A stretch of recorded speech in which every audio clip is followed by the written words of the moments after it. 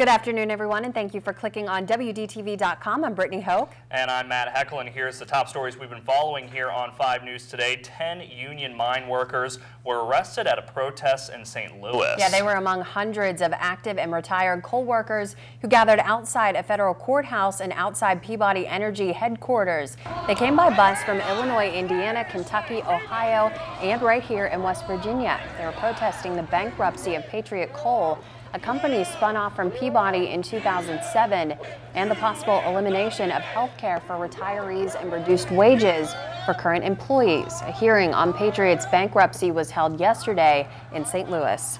Well, the Senate Judiciary Committee takes up gun control on Capitol Hill today. Susan McGinnis is in Washington with a preview. Emotions could run high today when the husband of former Congresswoman Gabrielle Giffords will join NRA Chief Wayne LaPierre to testify at a Senate gun control hearing. Passions run high on this issue. There's no question about it, on both sides. Judiciary Committee Chairman Patrick Leahy called the hearing in response to the school shooting in Newtown, Connecticut, where 20 children and 6 adults were killed.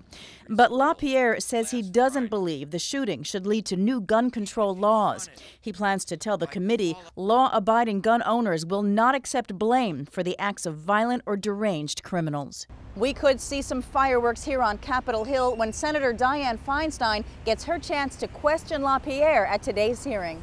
Feinstein has been an outspoken critic of the NRA. Tuesday, she told reporters they have fought virtually every kind of regulation. The time has come to change course, and the time has come to make people safe. LaPierre says Congress shouldn't pass any new laws until the government starts enforcing the laws already on the books.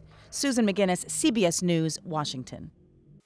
And a Pennsylvania man is dead after suffering from a medical condition while driving and then crashing on I-79 on Monday. The driver, 73-year-old Michael Fair, apparently suffered a medical emergency while driving south by mile marker 159. Police tell us that there's no signs that Fair tried to slow down before hitting the embankment, and the truck rolled over, stopping on top of the guardrail. Fair was pronounced dead at the hospital, and troopers suspect that he died from the medical condition rather than the crash itself. One lane was shut down for almost 3 hours while crews cleaned up that scene. Meanwhile, we're still working to get the condition of a man who had to be taken to the hospital after an accident in Marion County earlier this week, but there's still no word on his name or condition. 911 officials told us that a driver was traveling on Husky Highway near Farmington on Monday.